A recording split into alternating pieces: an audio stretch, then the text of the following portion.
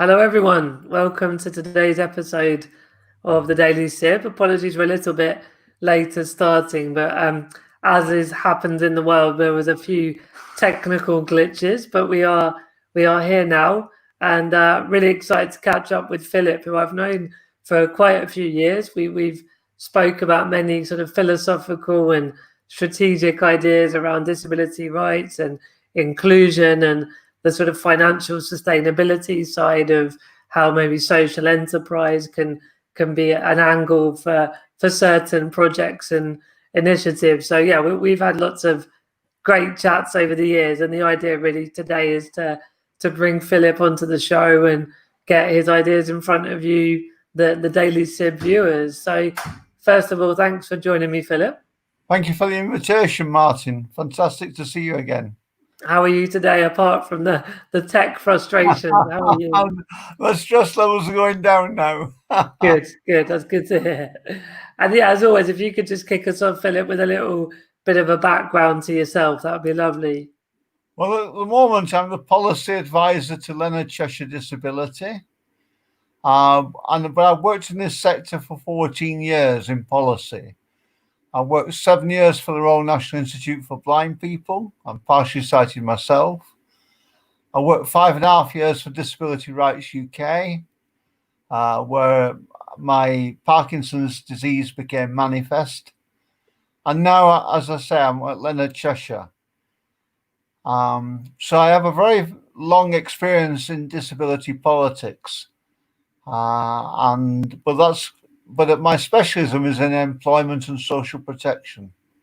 Okay, brilliant. Yeah, that's a lovely way to frame things and to get stuck into the nitty gritty. Obviously, from CV wise, you've worked at some of the big disability charities there, and the fact you're in sort of policy is a important part around having the voice of disabled people heard and understood and feeding that in to government and trying to mold and reshape policy to be more inclusive and more fair for everybody. Obviously, we've had a very strange year, to say the least, with COVID-19.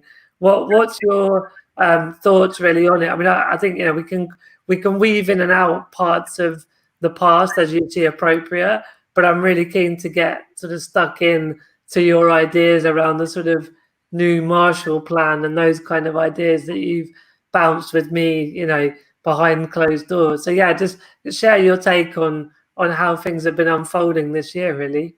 Well, the first big idea is that we're in what kind of crisis are we in? A lot of people think we're in a health crisis. Other people think we're in a social care crisis. But I would characterize this crisis as a meta crisis. A meta crisis is a crisis that comes from systems degrading. And as they degrade, we find out they're connected to one another. And so this produces a multiplicity of effects which become compounded, bigger in scale, more impactful, more far-reaching, more damaging. And that's the situation we're in now. The world has become complex and the systems are degrading. And when this happens and the effects become known, it's disabled people that are often the worst affected. A study done by Schur and Krause and Schur in 2004 showed that when we enter a recession, disabled people are the first often to lose their jobs, and when we recover from a recession, they're the last to gain jobs. Right. So we would expect that same effect to be happening about now. And in a way, we lost the first battle, which was the battle of visibility. So when you look at the statistics, they don't use the word disability. They use the word comorbidity. And they don't use the word disabled people. They use the word vulnerable people. Yeah. And so when you look at the statistics, at first it appears as if we're not there. But when you dig a little bit deeper and you look at the World Health Organization's category of conditions that qualify for vulnerability, you find that all the conditions are disabling health conditions. Yeah. Conditions of the liver, the kidney, the heart, the lungs, and the immune system in particular. And so when you then look at the Public Health England reports, which came out in the middle of June, you find that 2 in every 3 people are dying are disabled people. They call it comorbidity. And so we are the biggest demographic group that are losing our lives and losing our livelihoods. Well, you wouldn't know this from listening to the national news. And so the first battle we lost was one of visibility. The second battle we lost was one of provision. So when the Care Act was suspended, unless you had coronavirus as well as your condition, you weren't certain of getting healthcare. You would be too far down the queue. And then the last battle we lost after following that was one of status. So when you look at the NICE guidance, you find out again that disabled people are being displaced by those people who are affected by the contagion. And in one way that's understandable because they have to stop the contagion. But in another way, it does mean that we're unequal, that we've lost our status. So we've lost these 3 major battles in the early part of the pandemic, but there's one big battle still to come. And it's the battle that if we could enter and engage and win this, we could redeem a lot of our misfortunes and the hostility towards us in the political circles for 25 years. And that's the battle of the resetting of the economy. Interesting. There's a lot to unpack there, Philip. Very, very interesting and very insightful. Well, one thing I wanted to ask you was, when we talk about disability rights as a movement and sort of civil rights struggles of past decades, we obviously have had the social model as the sort of Bible or the North Star compass. It's always been about social model, and obviously now we're dealing with this pandemic and contagion, and it's around health. Do you think that has, affected in a big way the use of the social model, or do you think the use of the social model is still very much part of the armory to fight back? There are 2 valuable components of the social model which should never be lost. One is that we are not responsible for our predicament. We should not feel guilty for our situation. Sure. And the second one is that there is a collective response. We can collectivize. We can form communities to respond to whatever situation we're in. But having said that, there are also limitations to the social model which have become more and more apparent in recent years. So the first is that it's very good at describing the situation of physically disabled people. But it's very poor. In fact, it doesn't really describe the situation of people with degenerative conditions, people with neurological conditions like my own Parkinson's disease, people with mental health conditions, people with learning difficulties. It doesn't really describe their situation. And so it says that, because the social model says that you're disabled by your environment, and that the government can intervene to make corrections in the environment to your advantage. Or business. Or business. Of course, that's true, but it's not true for everyone. Yeah.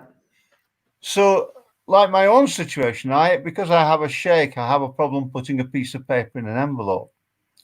Now, there are no rights or changes to the environment that are going to alter that. it's a manifestation of of a medical condition. So there is a truth in that. There's got to be truth in people having been limited by their medical conditions, like learning difficulties or mental health. There's got to be a truth in that limitation by medical condition. It can't all be about environment or rights. But what about the perspective if we talk about the barriers that disable people? I was just thinking that, so I have equipment like my wheelchair and a team of personal care assistants. So that's not about society removing barriers, but like with you not being able to put the paper in the envelope, if you had a clever gadget or a personal care assistant, that would enable you to overcome the barriers, right? Well, that's a good response, but one of the issues about the social model is it says that it tends to lead to the idea that all our salvation comes from persuading government. Yes. And of course, one of the problems with that is that we have to identify who it is in government that has the responsibility. We have to communicate with them. We have to meet them. We have to present persuasive arguments to them. And we have to have a leverage over them if they don't agree with us. Now, that's a lot of ducks to line up. And what I think has been happening is that because as life's become very complicated, very few people want to take that responsibility of lining up those ducks. So they've handed it over to the professional campaigners in the charity sector. And what happened, one of the consequences, and I think it was an unintended consequence of the social model as it's gone on, is that disabled people think that because they've got rights, somebody else will protect them. And they've reduced their own activism accordingly. Yeah. And they expect the charity sector to step in and fill that void. But as the number of disabled people have got bigger, and there's been more cuts in the provision for disabled people, like in the benefit system, the scale of problems has got bigger, and the number of people affected has got bigger. And so consequently, we've got this mismatch between disabled people being impoverished, and yet the charity sector is not able to pick up and remedy the problems. It's too big. The problems are too big. Yeah. And there are too many of the problems. And the only way out of it, one of the ways out of this is a new narrative to supplement the social model, which I think is essential, but also to collectivize disabled people even more than we are at the moment. Because if there are 12.3 million disabled people, which I believe there are, and about 3 million of them are unemployed, which there are, 3.7 million of them are economically inactive, then what we need to do is to actually collectivize the wisdom too, and organize the distribution of that wisdom. Because many disabled people have been successful at breaking out of their institutionalized poverty. Many disabled people have been very successful at doing that. What we need to do is to link the ones who've been successful to the ones who need to be successful, and organize that circle, that communication of effective learning and insight. And those are coping techniques and strategies in response to disability, which are successful, and organize the distribution of those so that all disabled people can have access to them. Yeah, so it's sort of internally sharing and almost upskilling those that haven't had the opportunity to get access to those skills and mechanisms and methods, but also to be more organized as a block, as a larger group of people on a similar unified voice to then speak to other institutions. Yes, that's it. So I've been working for a number of years on the idea of a platform where people can share their audio and video diaries of things they've learned in response to their own disability and the challenges from their disability. Yeah. And that the idea of this would be that communities could emerge on this platform with shared values, and they could help to provide peer support to one another, mentoring to each other, but they could also help to form the value of a collective, to challenge inaccessible practices and procedures, to effect political decisions and political outcomes in their favour, and also to, as I say, to share that learning.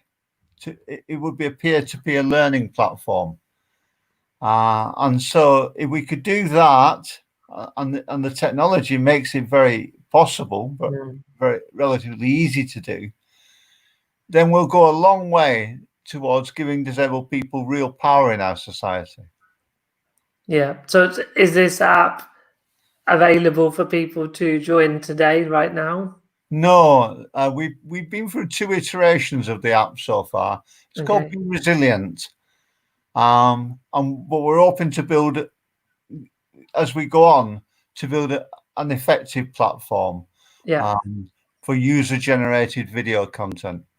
So because I mean, I think we both agree with the theories of coming together, upskilling, common values, and then it's easier to effect change to government and other institutions. But you would still need a person or a group of people that would lead, right? That would amalgamate and aggregate things and be the one that would go to speak to, say, government. So how would you see that being organized? Well, I'm not. I don't wish to exclude professionals. I just want it to be user-led. Yeah. So it would plug into the professionals, but it would give them better insights from the community. Yes, exactly. So a good example of this would be, I don't know if any of your listeners and subscribers might remember this, but there used to be a page in the Guardian newspaper written by the sex therapist Pamela Stevenson Connolly. And what she would do is she would publish a problem that had come from a reader. Other readers would provide responses to it themselves, offering advice. And then she would probably also include her own professional response too. So people could read the collective wisdom that was published. And the professional. And they could read the professional's viewpoint. And they could merge the wisdom and extract what's valuable to them. It's quite, the first bit you said sounds similar to Quora, the way that you've got that collective wisdom, but then you lay over it the professional as well. Yes. And so the professional, a classic phrase from the 60s is, the professional's on tap, not on top. Yeah, no, that makes sense. That makes a lot of sense.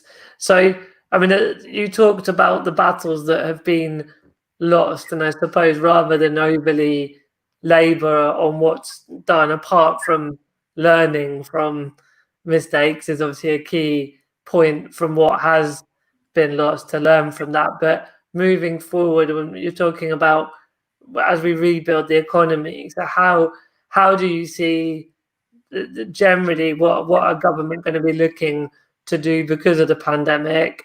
And if we can facilitate such a platform and the community coming together with the professionals, what sort of issues do you think there are possible to influence? Well, in the financial crisis in 2008, it was mainly the banking sector that was decimated, damaged. obviously self-inflicted, but nonetheless, it was the financial sector that was adversely impacted.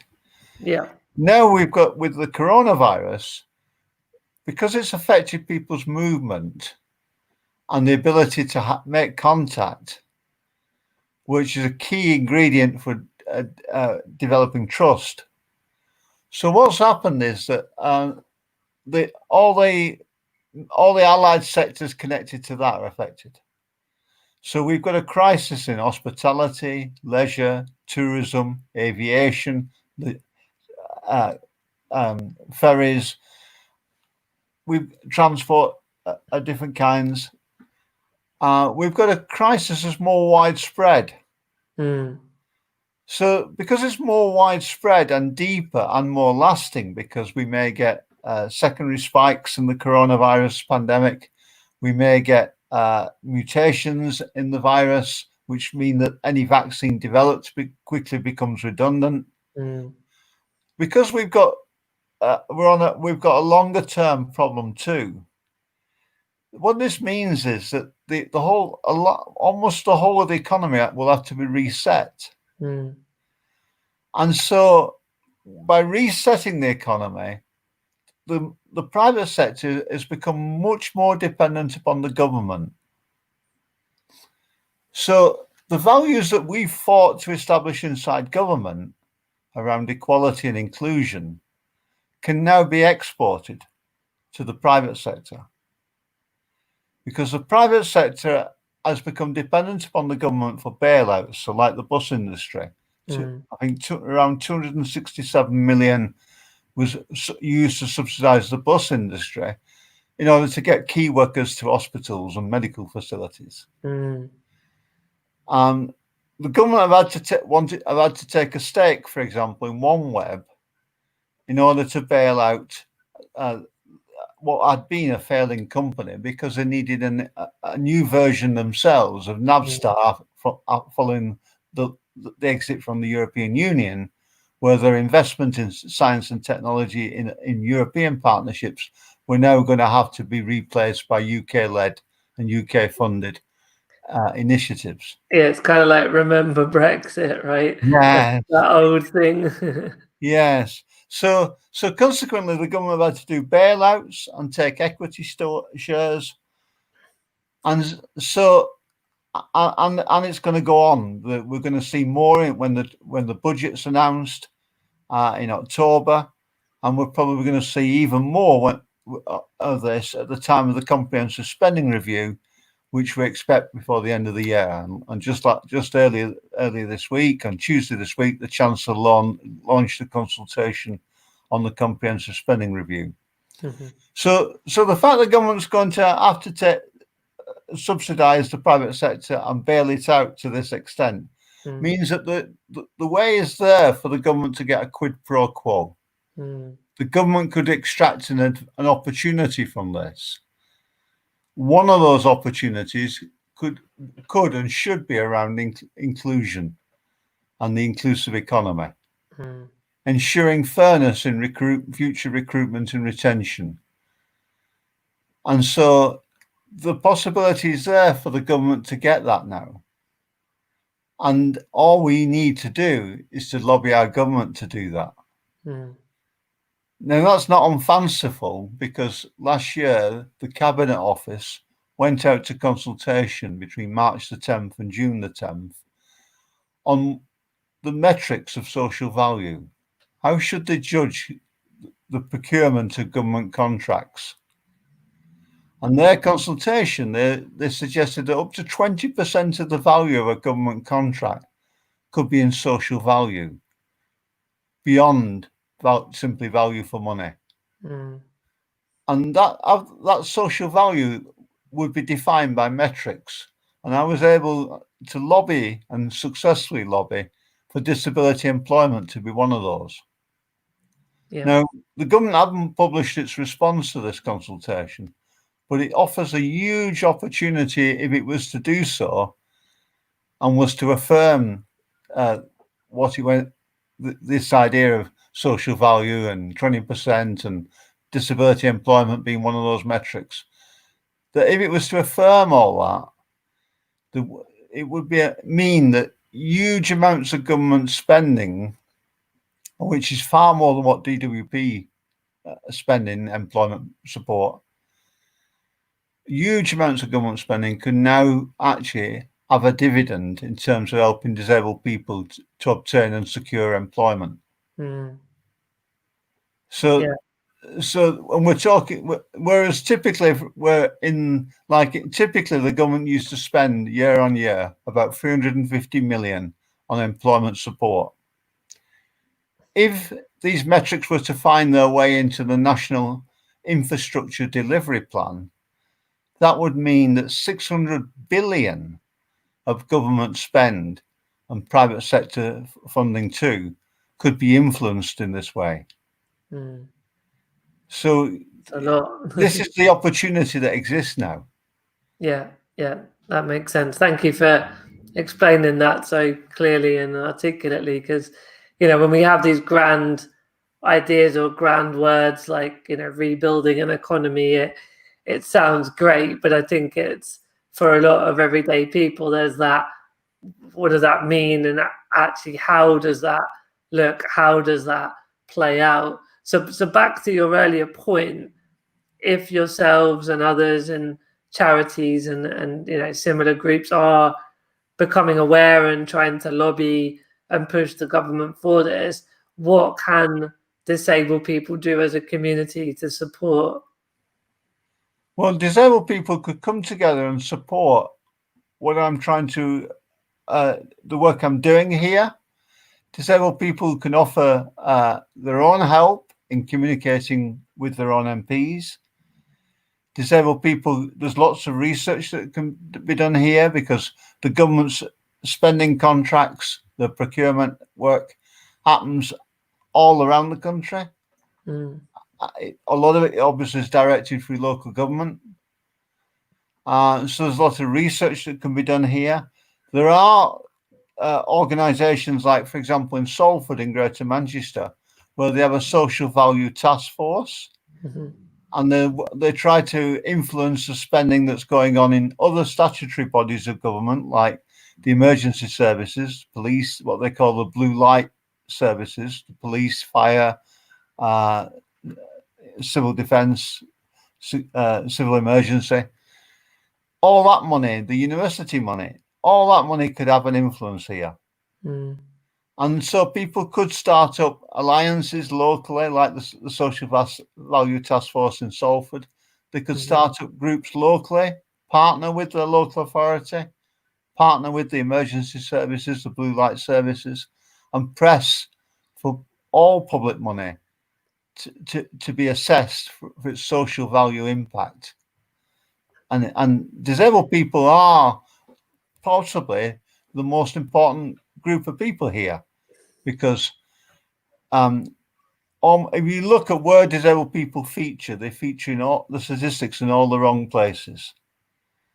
So disabled people tend to feature in the people who are not participants in public services, in education, in employment. Half of all the households in poverty in this country have a disabled person living in them. So we are the people who are the impact on us as disabled people. We are the best judges of whether this money is having a social impact. Because we're the greatest number of people and the people in most disadvantage, that anything that changes us can make a real dent on the poverty levels in this country and the social exclusion in this country. Yeah. So we could go to politicians and to the local authority and ask for these coalitions and say, judge the success of what we're asking for in terms of the impact on us. Yeah, that's really, really, really interesting, Philip. I'm going to there's a couple of comments we got as we're getting nearer to 1 o'clock. So Mark saying, hello, gent. So hi to Mark. And Mary on LinkedIn is saying, thank you, Philip, for calling out all of these issues and around the social model and for everything you do to continuously empower disabled people and keep our voices heard. So nice comment there from Mary Doyle for you, Philip. Thank you very much. So we've got a couple more minutes. I just want to make sure, was there any other sort of particular ideas or calls to action you wanted to make sure we covered today? Not for today, but I would like to come back and explore these, how this all works out in different sectors of the economy, how disabled people can become more powerful people themselves. I would like to. One of the reasons why I was the person who coined the word purple to describe disabled people. And one of the reasons why I did that is because I wanted a shortcut to people being able to recognize each other, disabled people being able to recognize each other, but also for disabled people to have an elevated status in our world, for disabled people to feel like royal people, for disabled people to feel like the kind of glow you get when you put on the ermine robes, to have that feeling when they get dressed in the morning. And so I wanted disabled people to have that, because I knew if they could have those feelings, they'd then want to be even more impactful, even more active, even more dynamic, even more successful in getting the change we all need. And, I just felt like football teams have colours. People come together in a football team because they have that shared allegiance. And a colour could be helpful in giving us that sense of who we are and feeling good about us as a team almost. Yeah. And so purple was the colour I went for. And it's caught on. And we hear about the purple pound now, don't we? Yeah, we've got the purple goat. We have indeed. So it caught on in a big way. And the beautiful thing about this is that one of the great things about disability culture is when you get it right, it's self-reinforcing. Although it's in the atmosphere. People pick the vibe up. People run with it. People make something of it. And this is what's happened with purple. And I think there's a lot of other ideas out there that would give us a shortcut to, like purple has done, give us a shortcut of cutting through all these tedious debates that do happen, all these protracted discussions that do happen. Let's find things that give us a shortcut. One of the words I'm coining is that because gay people have the word gay, good as you, I've come up with the idea that we're going to have the wit, which means whatever it takes. But that's just like another one of my ideas. But obviously, many people have many other ideas, and many of them will be better than mine. So it's really about idea sharing is important. Yeah, it's finding those ideas that give us a shortcut through all these protracted debates, these unnecessary discussions, these sidetracks where they try to sidetrack us on the issues. Let's find the things that cut through, and it becomes so that everybody can see it, like purple. Everybody knows that's a good thing, but there are many other things that could also supplement that and complement what purple. Yeah, no, very well said. I totally agree. It's that, because the opposite of that is disabled people feel, well, you talked about some of the specific problems with the pandemic, they're kind of not visible and not having a provision. And when you feel that disempowered and sometimes victimized, it's very easy to just want to give up and not fight. And so that purple, that tribe, that sense that there is a way out of this can kind of create an energy, and then that energy becomes more perpetual and the ideas grow and everything moves forward more positively and dynamically. So yeah, I totally see that. That's really cool. This is a really important aspect of the idea of barriers. Instead of thinking of barriers as being permanent and that we need to rely on somebody else to take them down. Yeah, we tear them down. Let us think about going round them too. Yeah, around them, yeah. Making them irrelevant through culture, technology, or new business models. Yeah. Let's make them irrelevant. Yeah. Let's not worry all the time about having to take them down and destroy them. let's think about going round them and making them irrelevant. And Yeah. that is often an easier thing to do now than to persuade people to do the change. Mm. Let's us be the change. That's one of my final message before we hopefully renew this conversation next time. Yeah, no, absolutely. I think you're right. There's another. We only ended up with the half an hour, and we would have had more. And there is definitely some other key areas that we'll get you back on to talk through another time. But I think that's a great point to pause our conversation. And there's so many really interesting ideas and insights that you've been able to share. And as I always say, even when I know some of the guests as well as I know you, and we have spoke before, I still learn so much through having these kind of conversations. So to echo what Mary said, thank you, in general for all that you do. Thanks for coming on the show today, and I look forward to catching up again soon, Philip. Thank you very much for the opportunity, and thank you all for anybody who emailed in, listening in. I look forward to talking with you, hearing your own views, and let's do it again soon, please. And you're on social media for people to follow you, right, Philip? Sadly not. Are you not? I kind of, because I work for an organisation and I try to put all my energies through the organisation. Sure. I don't do social media myself. How can people get in touch, though, if they want to? Through Leonard Cheshire. Here's my email, philip.connolly@leonardcheshire.org. Please do email me. Perfect. All right. Yeah. No, glad we got that in there as well. All right. And everyone, thanks for watching. We'll be back tomorrow, back to Friday again, end of the week almost here.